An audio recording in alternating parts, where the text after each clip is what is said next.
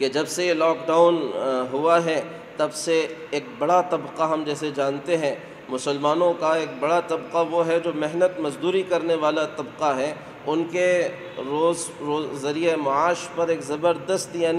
مار پڑی ہے، یہ لوگ متاثر ہیں۔ میری درخواست ہے، بہت ساری تنظیمیں اللہ کا شکر ہے جیسے جماعت اسلامی ہے اور پاپولر فرنٹ آف انڈیا ہے، ہیپی کلب ہے، اقصیٰ گروپ ہے، اور جن کو میں جانتا نہیں جانتا، بہت سے خاموش اللہ کے نام پر دینے والے ایسے ہیں، ان کا نام دنیا نہیں جانتی، لیکن انہوں نے وہ کارنامے کیے ہوئے ہوں گے کہ اللہ ہی جانتا ہے۔ بہرحال جو کچھ بھی ہو رہا ہے، لیکن ابھی بھی یہ صورتحال ہے کہ خاطر خواہ وہ لوگوں تک بات نہیں جا رہی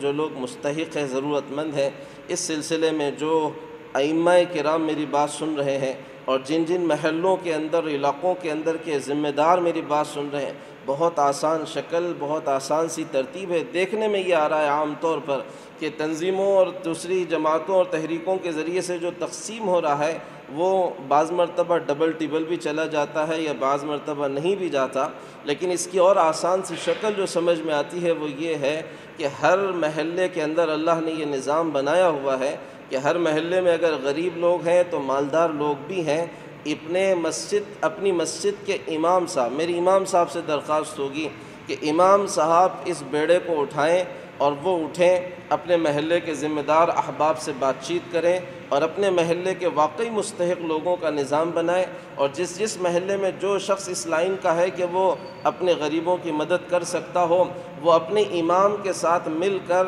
اس نظام کو متعین کرے، اس نظام کو بنائیں اور اس نظام کو قابو میں لانے کی فکر کریں۔ اور دوسری چیز جو میری درخواست ہے اس وقت صالحی احباب سے، صالحی لوگوں سے،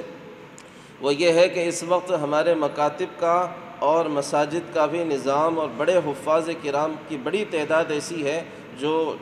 مکاتب پڑھاتی ہے یا ٹیوشن وغیرہ پڑھاتے ہیں، ان لوگوں کے مسائل ہیں بہت زیادہ۔ اب مکاتب کی تنخواہ بچوں کی فیس آتی تھی تو اس پر تنخواہیں نکلتی تھیں۔ میری سارے مکاتب کے ذمہ دار احباب سے خصوصی درخواست ہے کہ آپ سارے کے سارے لوگ اور سارے کے سارے احباب اس بات کی فکر کر لیں کہ اپنے ائمہ کی اور اپنے مکاتب کے مدرسین کی تنخواہوں میں مہینے کے اعتبار سے کسی قسم کی کوئی کمی نہیں آنی چاہیے۔ اگر بچوں کی فیس نہیں آ رہی، آپ 10 لوگوں سے ملاقات کر کے ان کی فیس کا نظام بنائیں۔ یہ بالکل غلط بات ہوگی کہ آپ ایسے وقت میں اپنے ہی ان محسنین کو چھوڑ دیں اور ان کی خبرگیری نہ کریں، بلکہ ان کی خبرگیری کریں۔ مجھے امید ہے کہ میری یہ بات آپ حضرات ضرور قبول کریں گے، اس پر توجہ دیں گے، اپنے محلوں میں مسجد کے امام کے ذریعے سے محلے کا نظام بنا لیں اور اپنے مدرسین کی اور مکاتب کے معلمین کی اور ائمہ کی